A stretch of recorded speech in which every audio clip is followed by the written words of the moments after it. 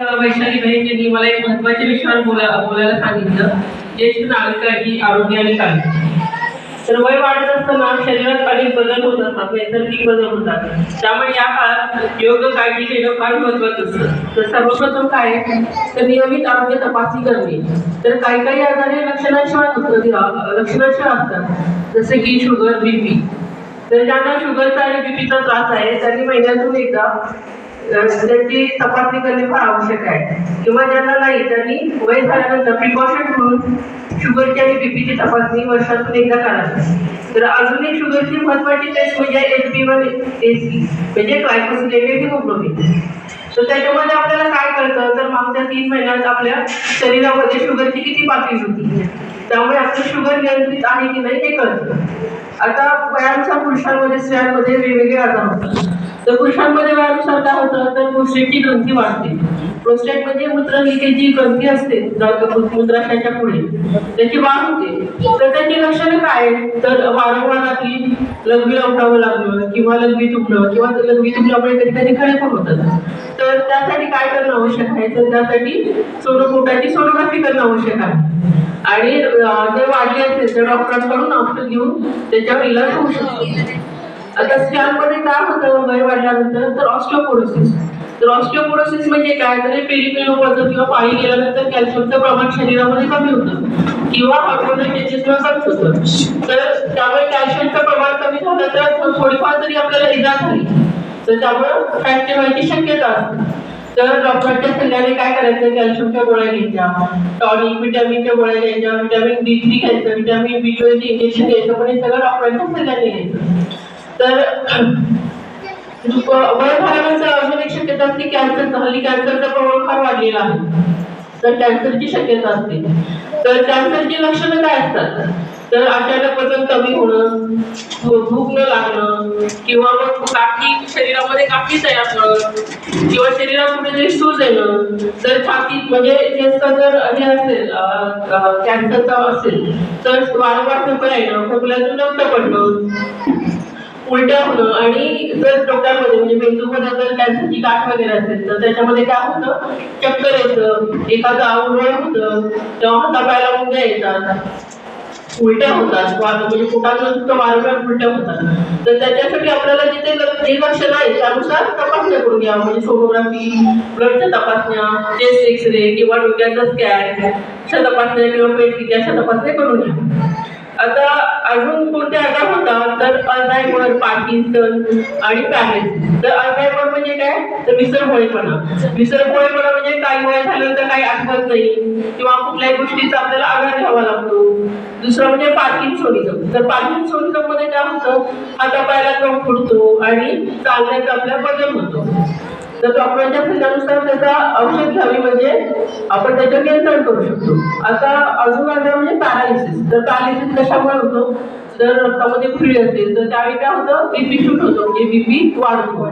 तर बीपी वाढतो आणि अजून लक्षणं म्हणजे काय असतात हातापायाला मुंग्या येतात, एका बाजूला लोळेपणा येतो. तर त्यावेळी काय करायचं जवळच्या दवाखान्यात जायचं, बीपीची तपासणी करून घ्यायची आणि त्यांच्या सल्ल्यानुसार सिटी स्कॅन करून म्हणजे 4 तासाच्या सिटी स्कॅन करून घ्यायचा. जर मेंदूमध्ये रक्तस्राव नसेल तर कुठली पातळ व्हायचं जर औषध घेतलं तर पॅरालिसिस कव्हर होऊ शकतो, त्यापेक्षा बऱ्यापैकी कव्हर होऊ शकतो, आपण इंडिपेंडंट नंतर जगू शकतो. आता नंतर होणारा आजार म्हणजे हृदयविकार. तर हल्ली तरुणांमध्ये पण होतो, पण वय झाल्यानंतर नसा कठीण झाल्यामुळे हृदयविकाराचा धोका जास्त असतो. तर हृदयविकाराची लक्षणं काय असतात तर छाती दुखतं, घाम येतो, कधी कधी पोटात उलट्या पण होतात, दम लागतो, बसल्या बसल्या दम लागतो. तर त्यासाठी कुठल्या तपासण्या करून घ्याव्या तर चेस्ट एक्सरे काढावा, ECG करावं, 2D इको करावं आणि डॉक्टरांचा सल्ला घ्यावा. आता दुसरं म्हणजे काय असतं योग्य आहार. वय वाढल्यावर काय होतं पचनशक्ती कमी होते, त्यामुळे खाल्लेलं पचत नाही. त्यामुळे योग्य आहार, हलका आहार, संतुलित आहार घ्यावा. तसेच ताज्या भाज्या, ताजी फळे, डाळी, दूध, प्रोटीन असा सर्व समावेशक आहार घ्यायचा. तसंच भरपूर पाणी प्यायचं आणि साखरेचं आणि मिठाचं प्रमाण हे जेवणामध्ये कमी ठेवावं. शक्यतो चहा पिऊ नये, पण आपल्याला अशी सवय असते की चहाशिवाय दिवस उगवत नाही असला, त्यामुळे चहा जर प्यायचा असला तरी कमी साखरेचा, कमी दुधाचा चहा प्यायचा. आता तिसरं म्हणजे व्यायाम आणि हालचाल करणं.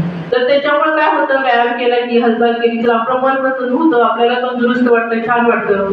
तर मी तुम्हाला काही जिम मध्ये जावं असं पडत नाही, पण दिवसातून किमान 30 मिनिटं जरी चालावं, किंवा जर तुम्ही झोपून असाल किंवा जास्त हालचाल होत नसेल, बेडिडन असाल, काही आजार असेल, तर बसल्या बसल्या हातापायाचे व्यायाम करावे किंवा कुस बदलावी. मग त्यामुळे काय होतं, रक्ताभिसरण होतं शरीरामध्ये, पुन्हा रक्ताभिसरण होतं आणि शरीरामध्ये गुठळ्या होते, गुठळ्यासारखी जखमा होतात, गोठ्या आपण द्यायच्या नाही. किंवा मग बेड्सवर जे शुगरच्या पेशंटमध्ये बेड्स होतात, जखमा होतात, त्या जर जखमा झाल्या तर सगळीकडे इन्फेक्शन शरीरात बसू शकतं. त्यामुळे हालचाल बसल्या बसल्या सगळं व्यायाम करू शकतो आपण.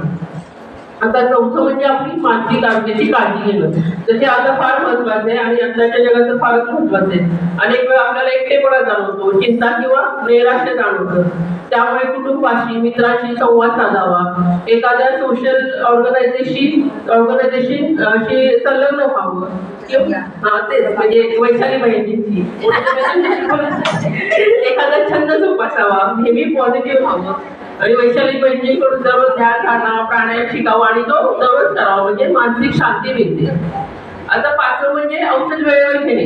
तर हे फार महत्वाचं आहे की योग्य प्रमाणात आणि योग्य वेळ जी आपली औषध आहेत ती चालू ठेवावी. आणि एखादं जर औषध चालू असेल ते अचानक बंद करू नये. सपोज जर एखादी बीपीची गोळी चालू असेल पाहिजे आपल्याला, तर बंद केली अचानक, आपण 3-4 दिवस घेतली नाही तर बीपी शूट होऊन मेंदूमध्ये रक्तस्राव होऊ शकतो. किंवा जर शुगरची गोळी, इंजेक्शन चालू असतील आणि ती जर अचानक बंद केली तर काय होतं, कधी कधी पेशंट कोमामध्ये पण जाऊ शकतात, किंवा मग लिव्हरवर परिणाम होतो, किडनीवर परिणाम होतो, संपूर्ण शरीरावर त्याचा परिणाम होतो. आता महत्वाचं म्हणजे अपघात होणं टाळायचं. तर वय झाल्यानंतर काय होतं, हाडं ठिसूळ होतात, दृष्टिमंद होते. त्यामुळं जरा जर इजा झाली तर फ्रॅक्चर होण्याची जास्त शक्यता असते. त्यामुळे आपण स्वतःची काळजी घेतली, घसरू कधी म्हणजे घसरून पडणं जास्त होतं, त्यामुळे घसरू नये किंवा खाली आपण काळजी घेतली. रात्रीच्या वेळी सगळीकडे प्रकाश ठेवायचा, किंवा मग जर बाथरूम मध्ये जायचं असेल तर हँडल असेल बाथरूम मध्ये, किंवा भिंतीला धरून वगैरे जावं. आता सातवं आणि सर्वात महत्वाचं म्हणजे फार महत्वाचं आहे आताच्या पिढीमध्ये, प्रेम आणि आधार. तर कुटुंबातील सदस्यांनी ज्येष्ठांचा सन्मान करावा, त्यांच्या आजारपणात काळजी घ्यावी, खाण्यापिण्याची नेहमी काळजी घ्यावी. आता माझ्याकडे माझे वडील असतात, माझे सासू सासरे तिघं पण असतात, त्यांची मी नेहमी खाण्यापिण्याची काळजी घेते. कारण त्यांना जर काय झालं तर मला जबाबदारी घ्यावी लागते त्याची. त्यामुळे तरुणांनी पण आपल्या आई वडिलांसाठी करायला लागतं आणि त्यांचं अनुभव आणि मार्गदर्शन हे फार आम्हाला महत्वाचं असतं. आता मी शेवटी एवढं सांगू इच्छिते की आरोग्य हीच खरी आपली संपत्ती आहे. त्यामुळे स्वतःची काळजी घ्या, नियमित तपासणी करा आणि आनंदी जीवन जगा. धन्यवाद. ओम शांती.